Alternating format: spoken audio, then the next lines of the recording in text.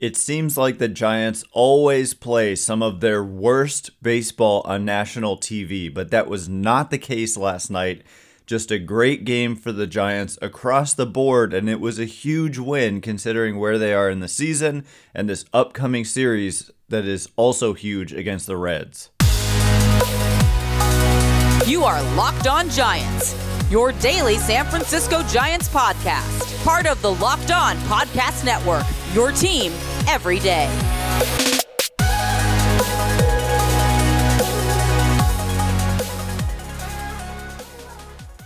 Hello and welcome to Locked On Giants, part of the Locked On Podcast Network, where it's your team every day.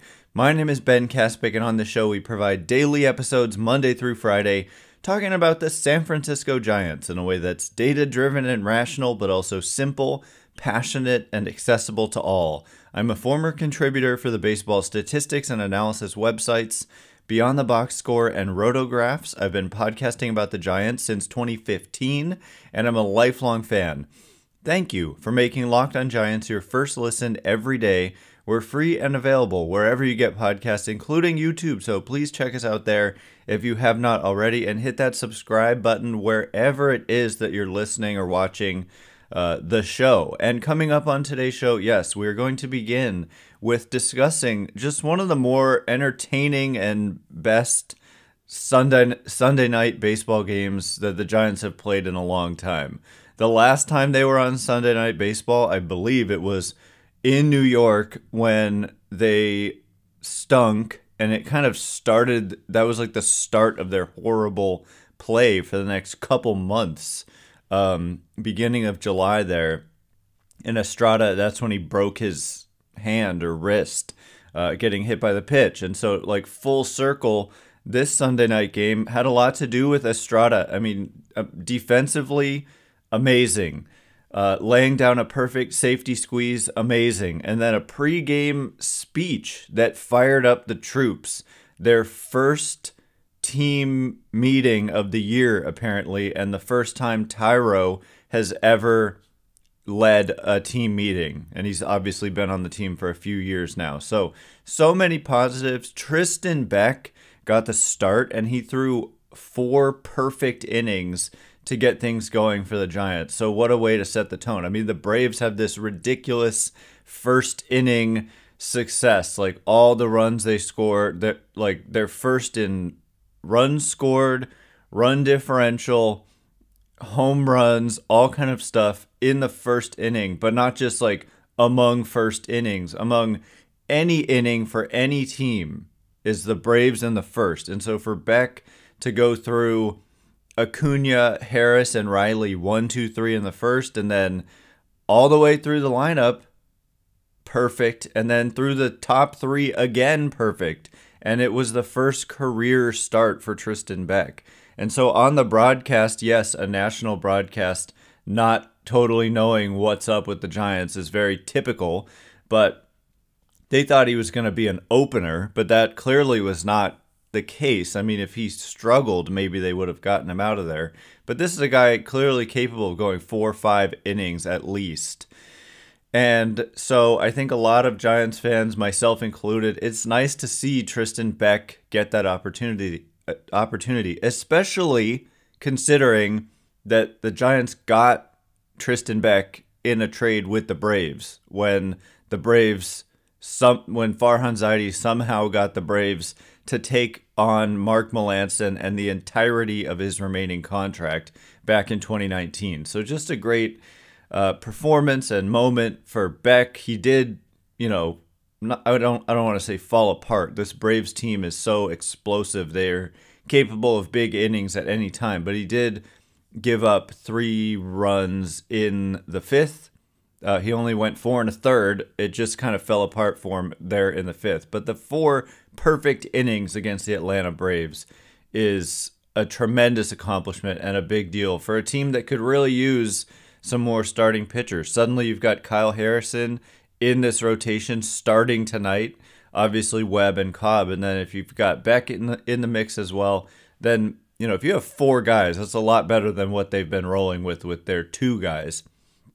But that wasn't the only highlight of this game. The pregame speech by Estrada I thought was big, a team meeting, and just basically a lot of the guys were just talking about how it was the right message at the right time. But I do just want to mention too this crazy double play that was one of the more entertaining plays I've ever seen. And it was in a big situation. The Braves had a 3-2 lead at that point.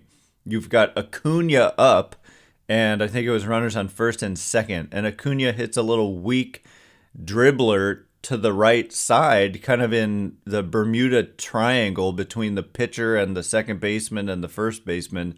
And it's kind of like you just kind of have to ad-lib who's going after the ball. And ultimately it got by Beck, and so J.D. Davis grabbed it. Did I say Beck? It was Scott Alexander pitching, not Beck. And so J.D. Davis, the first baseman, grabbed it, and Alexander didn't break towards first right away. And so he was totally late getting over. Acuna's super fast, so there was no way that they were going to get him just by flipping it to the pitcher, Alexander. But J.D. Davis, who's kind of somewhat inexperienced at first, at least this year, he flips it to Alexander anyway, because that was like where his momentum was taking him. And Alexander, they didn't really show the replay of this, but I believe he barehanded the flip, and then Thairo Estrada, once again, the man of the hour, just, booked it for first base all along, which is what you're supposed to do on a bunt. It wasn't a bunt, though, but it was like a bunt. But anyway, so Estrada's booking it to first. So Davis has already flipped it to Alexander, who has no chance of getting to the bag ahead of Acuna. And Estrada is like sprinting towards first and does have a chance of beating Acuna. So Alexander receives the feed with his left hand and in one motion flips it to Estrada to just get Acuna at first. That alone was wild enough. But then by that point, the runner from, I believe he started on second and not third. He may have started on third and just kind of held up on the play. Can't remember. It doesn't matter. But, as soon as Estrada makes the out at first, the runner is coming home. And so he throws home and, it's kind of up the third base line a little bit. But Bailey grabs it and drops the tag on the sliding runner. And he was initially called safe, but upon review, he was called out. So it was an incredible double play and just like a team double play. It was ad-libbed. It was fun. It was the Giants being entertaining. And it was like heads up by Thairo to like get over to first and make the throw home and make a good enough throw home to get the out. So many good things. Patrick Bailey also had a huge hit with the bases loaded and 2 outs. A 3-run double. I mean, when's the last time? Honestly, if we went back and looked, how many bases loaded 3-run? Obviously, it would be a 3-run. You can't have a 3-run double unless the bases are loaded. But how many times have the Giants had that? When was the last time the Giants had that? Especially with 2 outs. And so that was great. Estrada with a safety squeeze. I love the safety squeeze. And I think that was part of the message, too, from Estrada was like earlier in the season, we were just doing all these things. We were trusting the next guy. We were not trying to do everything ourselves. We were bunting, not as sacrifice bunts, but as bunts like a safety squeeze, which is just really hard to defend, as we saw. I mean, there was just nothing that the Braves could do, including get Estrada out because it was such a perfect bunt. And so, just playing more team baseball and not like, oh, it's all on me, I've got to hit a homer here. That's what it's been like for a couple months. And Casey Schmidt hit a home run in this game. There was just a lot to like. And another thing to like was that, yes, the man who everybody was doubting, Austin Slater, I told you not to doubt him. I told you not to doubt Austin Slater, and he has responded in a big way. So we're going to get into the Austin Slater experience and what the numbers have been like. What did he do yesterday? We will get into it in just a minute. And before we do, this episode is brought to you by Dave. At one time or another, we've all needed a little financial help, myself included. And that is why Dave is great. Dave can get you cash when you need a hand between paychecks and can help you build credit by settling extra cash advances on time. Dave would have been very useful to me. I think of medical bills for my pet, and we've had some huge ones, and that's always a tough situation. And if you can relate to this, it is a brutal situation where you've got to choose like life and death of a pet, which is obviously very, very difficult. And if finances come in the way, my goodness, like that is such a tough position to be in. So thankfully, Dave is here to help with extra cash. Dave is a banking app that's leveling the financial playing field. When you download Dave, you could get up to $500 in 5 minutes or less. No credit check, no late fees. It's part of Dave's extra cash account. Advance the money you need with no interest and then settle up later. Download Dave today at dave.com/MLB. That's dave.com/MLB. You could get up to $500 in 5 minutes or less. No credit check, no late fees. Download the Dave app now or go to dave.com/MLB.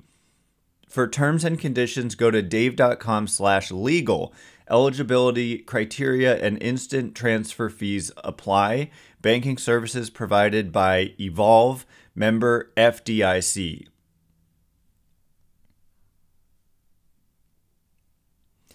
All right, as promised, what did I just do? As promised, we are going to get into Austin Slater being not toast. Thanks again for making Locked On Giants your first listen every day. We're free and available wherever you get your podcasts, including YouTube and all that. And also, everydayers tomorrow on the show, breaking down Game 1. Man, it's crazy. The season is winding down here. Just over 30 games left. The Giants are in the race, but unfortunately, they've fallen a little bit out of a playoff position, but they're close. And this is a huge series coming up against the Cincinnati Reds, who are pretty much in the exact same position the Giants are in. They have different records, but in terms of like games back, they're exactly the same in the wild card race. Giants have percentage points of a better record than the Cincinnati Reds. The Giants play the Reds at 6:45 Pacific. Kyle Harrison starting. Andrew Abbott, who's been a pest, and I think he dominated the Giants in Cincinnati going for the Reds. But you can catch every pitch of the Giants' hometown broadcast with SiriusXM on the SXM app. Search Giants. So, I told you so. I don't like to say I told you so, but maybe I actually do. I told you so. Austin Slater. And look, I'm not going to do a victory lap too much over a couple of games, but it just goes to show you, like, so many people in my Twitter mentions have been like, why are they playing Slater? Why did they use Slater? There's media members asking Gabe Kapler after the game, like, why are you pinch hitting Austin Slater in the big situation? Like, why didn't you go to Elliot Ramos, who's never had a lot of big league success, even though Austin Slater literally has the best weighted runs created plus OPS, like you don't have to use super advanced stats, of all time among pinch hitters with at least 100 pinch hit plate appearances. Best of all time. And he's also been a monster against left-handed pitching just consistently in his career. Now, this year, it's fallen off a bit, but we're talking about a small sample. I mean, the guy's only played 67 total games this year, and the first chunk of them were good. And so to just like give up on the guy based on it was roughly like 30 or 40 plate appearances is just, poor baseball analysis. It's just not. I mean, look, sometimes guys are toast. Sometimes guys forget. I mean, I don't want to say forget, but just lose the ability to be the player that they were, and it can happen fast. But to that's an extreme. That's not the norm. What's more the norm is that players go through struggles, and your struggles are not predictive of your next at bat. And so you don't like, okay, let's wait until he gets going again and then use him.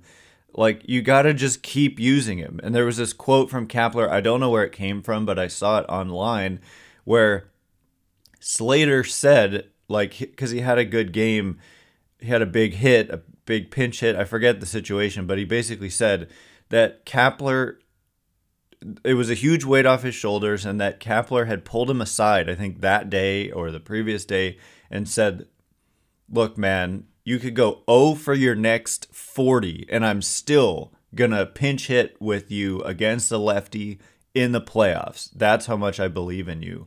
And so for all those who think Kapler, you know, has lost the players or whatever, and I'm not sure how many of those lunatic fringe exist. Maybe it's not maybe it's a bigger portion than, I mean, it might be. And certainly on Twitter, there's a lot of that. And it even bleeds into the media, sadly. Look, I mean, you can be fairly critical. You can criticize someone with fairness, but the data is that hitters are slumping until they're suddenly not. And so you don't expect that just because you've been in a slump that your next at bat is going to be bad. You kind of expect that your next at bat, you're going to be who you are. And I mean, as a hitter, I played some baseball, and I don't know. I mean, just sometimes you just lock in, like in the middle of an at bat. You just like see a pitch, you take a pitch. Sometimes it's taking a pitch, oddly enough. It's like, it's just timing of your body. And I don't know. So let me get to the point, which is, you know, let's do the little game log for Austin Slater. And basically he's just gone bananas. Right, he hadn't had a hit from I think July 21st to August 22nd. Let me make sure of that, because that's a crazy if true. Hits. No, he had 3. What am I talking about? July 28th, I think it was, through the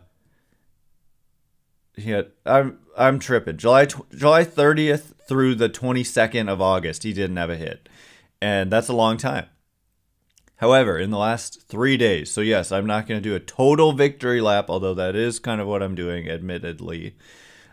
Slater's, in his last 10 plate appearances, he has 4 hits, including a double and no triples, no homers, so 3 singles, 30% walk rate, 10% strikeout rate, you know, hitting .571, 700 on base, 714 slugging during that span. And obviously it's a small sample, but so was, I think people kind of assume small sample means like 2 at bats, but in my opinion, 100 at bats is still a pretty small sample. You could struggle for 100 at bats, maybe even 150, 200 at bats. And by at bats, I mean plate appearances. And it doesn't, I mean, it means something, but it doesn't mean everything. But certainly like 30 plate appearances it should not change the way that you manage. And that's what Kapler said. He said, you've got an 0 for 40 in you, and I still trust you. And I think he's right. I don't think that's wrong. So yeah, Slater leading off yesterday went 2 for 3 and had 2 walks, and he was just all over the action. Giants got 8 runs, and he was a big part of it. So thank goodness they didn't just bench Slater because he was in a slump, you know, because you're in a slump until you're not. And the same can kind of be said of Camilo Duval, who had blown 4 straight saves. Giants had won 3 of those games, oddly enough. But, you know, there's a thought like, oh, maybe don't go to Duval in a save situation. Even I and my mom, who I was watching the game with, both when we saw Duval getting loose, we both in unison said, oh no, or oh something. And that I was thinking, put him in the game, but have somebody getting loose immediately in case he shows these struggles that he's shown over the last few days or few outings. But instead, what did we get? A 1-2-3 inning with 2 strikeouts, because he is more likely to just be who he is rather than what he's been in the most recent handful of outings. Now, of course, you can get out of whack mechanically or whatever, but these are the best players in the world by far. I mean, these guys are so talented that they can figure it out, in a moment. And that's what we saw with Duval and with my guy, Austin Slater. So anyway, coming up in just a minute, we've got a million updates for you injury-wise. One bad, maybe more than one bad, and several good, but a lot is going on the injury front. So we will get into it in just a minute. And before we do, today's episode is brought to you in part by Sleeper. Do you want the chance to win more money with less picks? Head to Sleeper, where you can get up to 100 times your money on just 2 or more fantasy baseball picks. Sleeper is now offering up to a 100 times payout for up to 8 pick contests. Choose as many as 8 players that you like and simply pick more or less on your favorite baseball stats like home runs, strikeouts, hits, and more. Get your picks right and you could win big. Do you think, I'm trying to open the app right now, do you think that Kyle Harrison is going to go out there and get a bunch of strikeouts tonight? Simply hit more on the strikeout total. Oh, it's making me update the app, but it's a great app and a lot of fun. And you just check out the players, look at what the kind of number is set at. Like, for example, I don't know, like 5.5 strikeouts, more or less, and simply make that pick.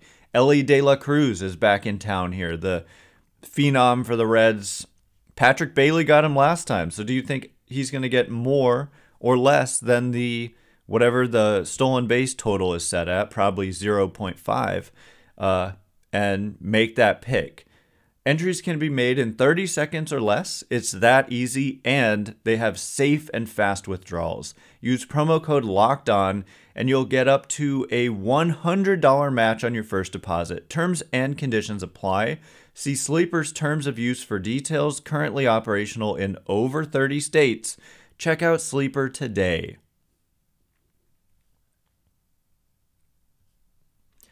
All right, as promised, injury updates galore. The Giants have had so many injured players this year, and honestly, you could kind of use it as an excuse for the fact that they've struggled for the last couple months. I mean, they just haven't been whole. No team is, but losing Estrada, Haniger's been out this whole time.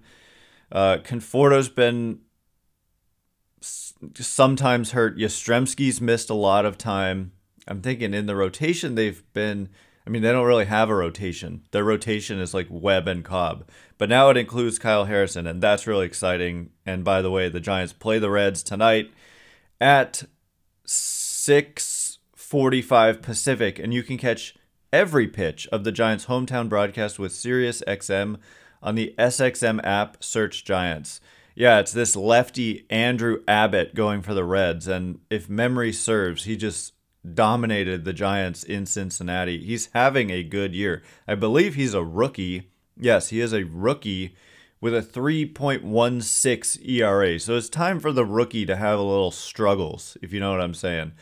Kyle Harrison is a rookie. Time for him to not have time for him to dominate the Cincinnati Reds. And I'm excited to see how many innings he's allowed to go. I think they're building him up. Don't forget that Kyle Harrison missed, I don't know exactly how much time it was. I forget. I'd have to look.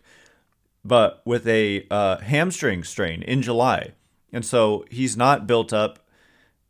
And I think their philosophy all along, they've been clear about it, was really methodically building up pitch counts throughout the year so that by August and September and potentially October, that's when they would be able to get stretched out and extended. These are young players, and they have apparently evidence that this protects their health. And so what could be more important? I mean, pitchers get hurt all the time. And so protecting the health of them and a guy like Kyle Harrison trumps all. I mean, even if you're mad that he got taken out at 65 pitches, if it means there's an increased likelihood that he stays healthy, it's worth it. It's just if they do that every time, it would be maddening. But if it's just a slow buildup of a young player who just turned 22 years old, then, I have no problem with that. Health is number one. But anyway, the injury updates. It's time for me to give them to you. There's a lot of them, and I'm going to try to... I've got scrambled notes here, but, just roster updates in general. Johan Camargo, who was DFA'd when they signed Paul DeJong, he cleared waivers and was outrighted to AAA. And so I'm glad Camargo sticks in the organization. Luis Gonzalez also cleared waivers and was outrighted to AAA. And so he sticks in the organization. So what that basically means is they're off the 40-man, but they're still in the Giants organization. Giants called up Elliot Ramos because Michael Conforto went on the IL with a grade 2 hamstring strain. Grade 2 is worse than grade 1. Better than grade 3, worse than grade 1. Yastrzemski, by the way, all these hamstring strains he's had have been grade 1, and they've caused him to miss. He's been an amazingly quick person to recover, although this latest time he had a setback, and that's why it's taking a while. But the Giants have said, Gabe Kapler has said, they're hopeful that Yastrzemski could be activated in this upcoming series. Yastrzemski himself. And also, guess what? Mitch Haniger himself could be activated during this upcoming series. And so all three of their starting outfielders are injured right now against right-handed pitching. Slater starts against lefties, and he's not injured. But Yaz, Conforto, Haniger, they're all out. And it sounds like, Conforto grade 2, that might mean, honestly, towards the back end of September. At least middle to possibly back end of September. Maybe the 20th. I don't know. But getting Yastrzemski back, I think, is huge. People take him for granted. He's not a perfect player, but then you see certain... Although, I've been super impressed with Wade Meckler. I think Luis Matos has been more impressive recently. I think that Elliot Ramos even has kind of been more impressive lately. I'd probably put him in that order. Meckler over Matos over Ramos, personally. I just like the quality of that bat by Meckler, every time. Matos, was it in this series he hit a home run? Or no, it was in Atlanta. He hit a home run against Max Fried. So yes, you've also got John Brebbia working his way back. This was on Saturday. Susan Slusser said he will throw another simulated game tomorrow, i.e. Sunday, so it already happened, and then probably heads out on a rehab assignment. And so getting these guys back, imagine, it's not impossible to imagine, even with Conforto, like I said, that everybody gets healthy at just the right time. Although you've got to get to October. I'm thinking for the playoffs, everybody's healthy. But right now they're in a fight to even get there. They were in a strong position. That position has weakened due to a rough stretch. They went what? They lost 4 out of... They lost... What am I trying to... I think they went 4-12 over a 16-game stretch, I think. Man, so many stats and stuff going through my head right now. But the Giants playoff odds, Fangraphs has them at 46.2%, so a little less than 50-50. A win tonight over the Reds, and it probably goes above 50%. So each and every game in this series is absolutely enormous. And just to finally give you the actual standings, as I keep saying, forget the West. The Dodgers just caught fire. And the Giants, they were 2 games back a month ago, and now they're 13.5 back. So goodbye NL West, and hello Wild Card, where the Giants are one spot back of the final wildcard spot, but 1.5 games back of the Diamondbacks, who were totally scuffling and then got hot again. But the Giants and Reds are tied. The Marlins are 1.5 games behind the Giants and Reds, and then the Padres are 8 games out of that final wildcard spot. And the Giants play right after the Reds, and they also then play the Cubs. And the Cubs are 1 spot ahead of the D-backs and are in that second wildcard spot. So the schedule gets easier. People are saying, oh, it doesn't get any easier, but yes, it gets easier than playing the Braves for 6 out of your last 9 games, or did they have a 4-game 6 out of 9 or 7 out of 10 against the Braves? Braves are done until potentially the playoffs. Thank goodness, because that team is really good. So it does get easier, and they do have some soft spots, like a homestand against the Rockies and the Guardians. I consider that a soft spot. It's like people forget or sleep on the fact that the Guardians are 7 games under 500. So anyway, that is all the time we have for today. Thanks again for making Locked on Giants your first listen every day. Everydayers tomorrow on the show, breaking down Game 1. Kyle Harrison on the mound for his second career start. Going to be hopefully really exciting, and hopefully a win for the Giants. These games are enormous. Once again, the Giants play the Reds at 6:45 Pacific. You can catch every pitch of the Giants' hometown broadcast with SiriusXM on the SXM app. Search Giants. Once again, my name is Ben Kaspick. Check me out on Twitter or X or whatever the heck it's called, at Ben Kaspick, Kaspick. If you like the show, please consider rating it or leaving a review. It helps me out so much. So thank you in advance. And thank you sincerely to everyone who's done so already. I can't wait to be with you again tomorrow. Thanks again for listening today. You are now Locked on Giants.